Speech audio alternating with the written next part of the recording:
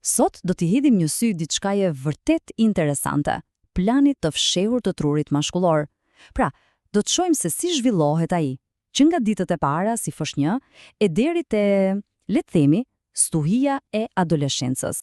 E po, ky është një moment që me siguri shumë prindër djemshë njohen mirë, një çast konfuzioni i pastër. Por, a e keni menduar ndonjëherë, çfarë nëse ka një shpjegim biologjik, diçka të paracaktuar, prapa gjithë kësaj? Pikërisht këtu do të thellohemi. Pra ja ku e kemi udhërëfyesin ton.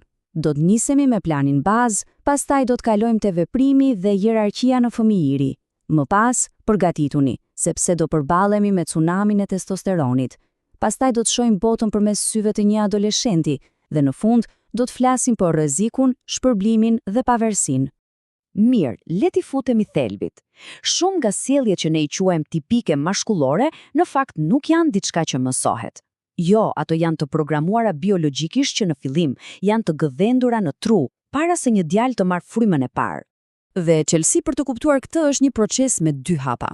Së pari, testosteroni vjen dhe e maskulinizon trurin. Pastaj, një hormon i dytë i quajtur MAIS hyn në lojë dhe praktikisht e defeminizon atë, duke, le të themi, duke anuluar qarqet e tipit femëror. Është një ndërtim hormonal tepër i saktë. Kjo linjë kohore na tregon qartë se si këto valë hormonale krijojnë faza krejtësisht të ndryshme. Shikoni pak atë kulmin e testosteronit menjëherë pas lindjes, quhet pubertet infantil. Ky është momenti që përgatit trupin për veprim. Dhe pastaj, vjen një periudhë e gjatë, pauza juvenile, ku prioriteti kryesor bëhet zbulimi dhe eksplorimi. Dhe kjo e shpjegon në mënyrë perfekte përvojën e Jessicës, apo jo? Foshnja David nuk po e ignoronte atë, thjesht truri i tij ishte i programuar që në fillim për t'u tërhequr më shumë nga lëvizja dhe format e asaj lodrës mbi krevat, sesa nga kontakti me sy. Ja, ky është plani në veprim. Mirë, tani le të kalojmë përpara dhe të shohim se si ky plan përkthehet në praktik gjatë fëmijërisë.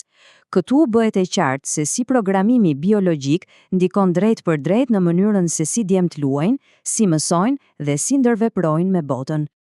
Këto dallime në stilin e lojës janë vërtet themelore. Për djemt, loja shpesh ndrohet në një lloj arene për të përcaktuar statusin, hierarkinë. Gjithçka ka të bëjë me konkurrencën, me veprimin fizik.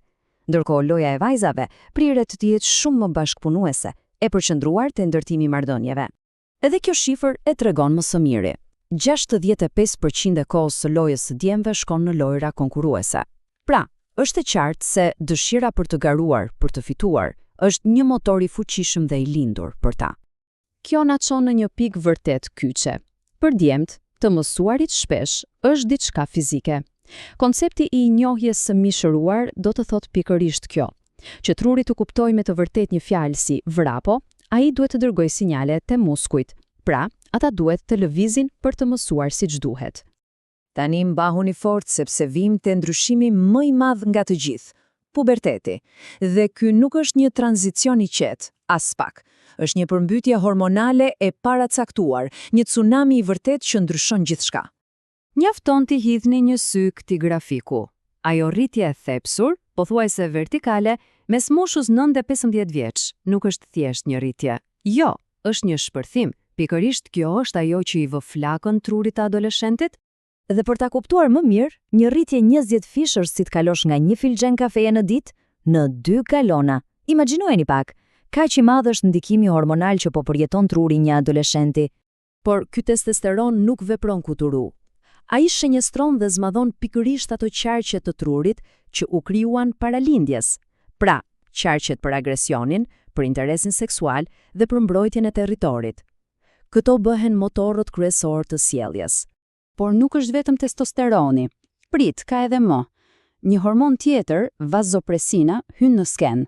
Ai e bën trurin më territorial dhe jashtëzakonisht të ndjeshëm ndaj fyerjeve nga shokët, kështu që çdo fyerje, sado e vogël, perceptohet si një kërcënim madhor. Dhe kjo përmbytje hormonale nuk ndryshon vetëm atë që ndodh brenda tyre. Jo, ajo ndryshon rrënjësisht mënyrën se si djemt adoleshent e shohin botën përreth. Fjalë për fjalë, ata fillojnë të shohin gjëra që të tjerët nuk i shohin. Ja një shembull që të lë pa fjalë. Në studime kur djemve adoleshent u jepet vazopresin, ata fillojnë të shohin fytyrat neutrale si armiqësore. Pra, truri i tyre përgatitet për konflikt, duke parë kërcënime edhe aty ku realisht nuk ka. Dhe ku çon kjo? E po në një përplasje të pashmangshme me mjedise të strukturuara si shkolla. Të zënat flasin vetë.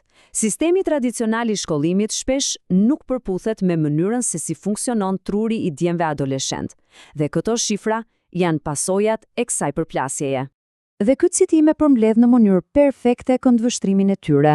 Kjo ndjesia e të qenit në burg bie ndesh kok me kok me instinktin e tyre biologjik për lëvizje, për eksplorim, për autonomi. Kjo na sjell te pika jone e fundit, dëshira e thelbësore për të marrë rreziqe.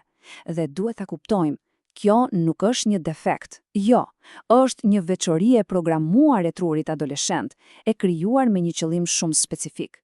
Analogjia më e mirë për ta shpjeguar është kjo. Imagjinoni një makinë. Truri i adoleshentit ka një pedal gazi super të fuqishëm që komandohet nga emocionet, por frenat, pra pjesa e trurit që peshon rreziqet, janë ende në ndërtim e sipër. Ky çekuilibër e bën sjelljen impulsive gati të pashmangshme. Dhe çfarë ndodh kur shtohen edhe miqt në makinë? E po, ata e shtypin pedalin e gazit edhe më fort. Studimet tregojnë se vetëm prania e shokëve dyfishon numrin e rreziqeve që ata marrin. Nevoja për të dukur para grupit bëhet më e fortë se gjykimi i ftohtë. Pra, pika thelbësore është kjo. Kur një adoleshent lufton për pavarësi, kur kundërshton autoritetin, kjo nuk është thjesht kokfortësi. Ai po përmbush një program biologjik thelbësor. Është një hap i domosdoshëm për të bërë një i rritur i pavarur. Dhe kjo na lë me një pyetje të madhe për të gjithë ne. Tani që e dim se truri mashkullor është i programuar për veprim, për garë dhe për pavarësi, atëherë si duhet ta përshtasim botën tonë moderne për të krijuar një rrugë të shëndetshme drejt pjekurisë?